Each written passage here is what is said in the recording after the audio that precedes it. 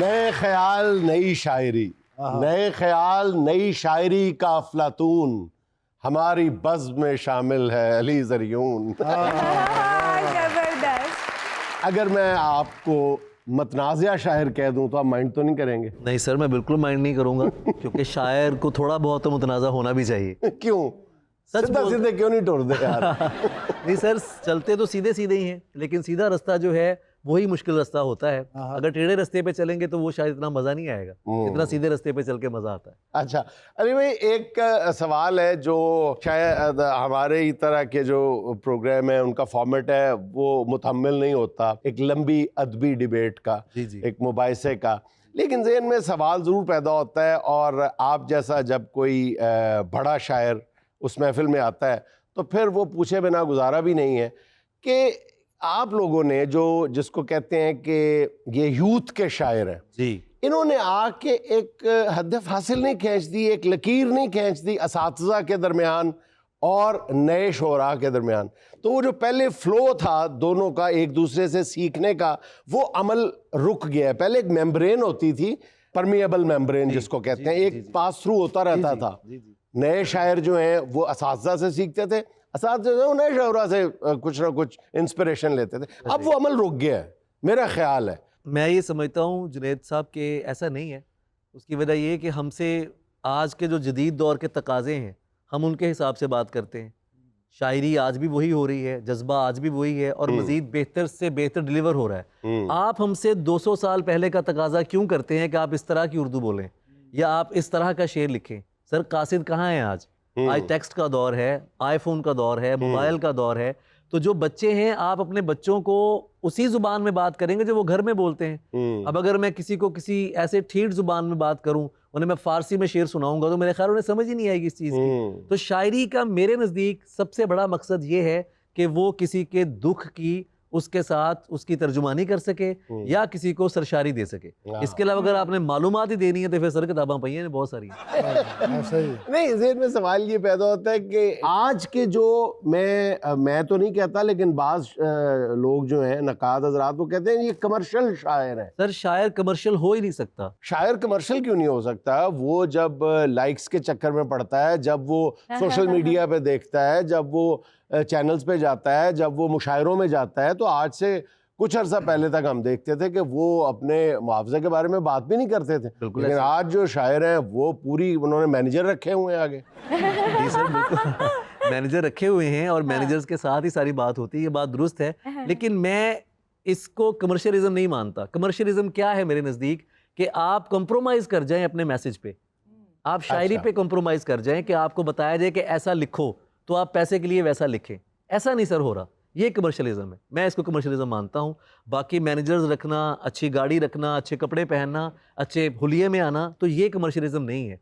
आप ये देखें कि हमारा जो सब आर्ट का और तख्लीक का जो शोबा सबसे ज़्यादा कमर्शियलिज्म का शिकार हुआ है वो हमारा ड्रामा है, वो हमारी फिल्म है। ये वो शोबे हैं कि जो ज़्यादा हुए हैं कि आज जो ड्रामा राइटर है वो वही आपको मौजूआत आ रहे हैं।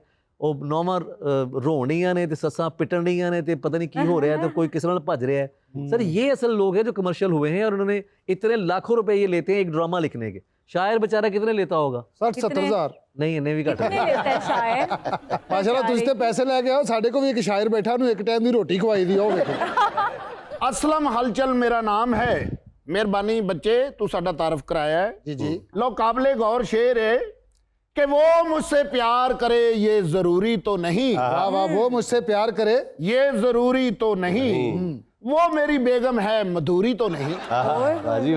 ये शेर आपने अपने फेस के बरक्स कहा है। अच्छा अली भाई, आपसे मेरा एक सवाल है पर्सनल सा, आपकी शख्सियत के हवाले से, कि आपकी शायरी ज्यादा मशहूर है या ਤੁਹਾਡੇ वाल? यार किते मेरे वाल ज़्यादा मशहूर ने, किते मेरी शायरी ज़्यादा मशहूर है। कभी ਤੁਹਾਨੂੰ मुशायरे के दौरान फील होया होवे कि इत्थे जूं तुरी फिरन रही है? उस टाइम की इंज कर दे, मैंने कहा था पड़क।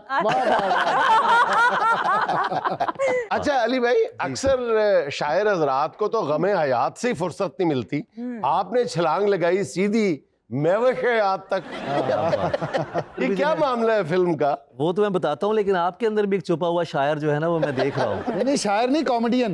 नहीं जुनैद भाई की क्या बात है, ये पहले एंकर हैं जिन्होंने हमारे शेर यानी कि शायरों के जो शेर हैं वो बाकायदा उनके नाम लेके रेफरेंस के साथ पढ़े हैं, वरना शायर घर वालों को बताता था कि यार मेरा शेर पढ़ रहे हैं। मेरा शेर, हाँ। सर ये वजाहत रऊफ भाई ने मुझसे रब्ता किया, उन्होंने कहा कि अली ये कैरेक्टर है मुर्शिद का, तो मेरा ख्याल है कि आप कर सकते हैं। अच्छा। तो मैंने कहा ठीक है, और जब मैं वहाँ पे सेट पे गया तो महविश याद सामने बैठी थी, मुझे उनके जिन निकालने थे, अच्छा। तो वो मैं नहीं निकाल सका, जिन खासा भारी जिन था, तो मैंने कहा ये मेरे बस से बाहर की बात है थोड़े जिन गढ़ना। अच्छा अच्छा, अली ज़रियून साहब के लंबे बालों का फ़ायदा ये है कि अगर प्रोड्यूसर के पास पैसे कम हो तो वो विलन भी इनको ले सकता है, हीरोइन भी ले सकता है।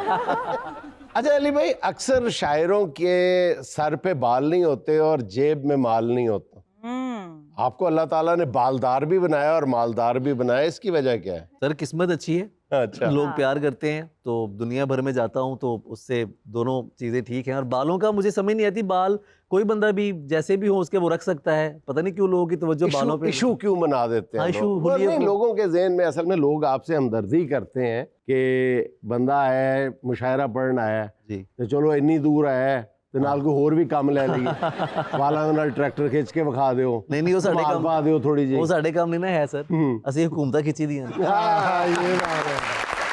मुझे ऐसा लगता है कि शायर जो है ना कुछ ऐसा कुछ करते हैं मुनफरिद लगने के लिए, कुछ ना कुछ, या गिरेबान चाक कर लिया, क्या बात। या गिरेबान आपकी उर्दू बहुत अच्छी है। ਇਹੋ ਜੀ ਆਵਾਜ਼ ਮੈਟਰੋ 'ਚ ਆਉਂਦੀ ਆ, ਅਗਲਾ ਸਟਾਪ ਦਾ ਜੂਮਾਤਾ।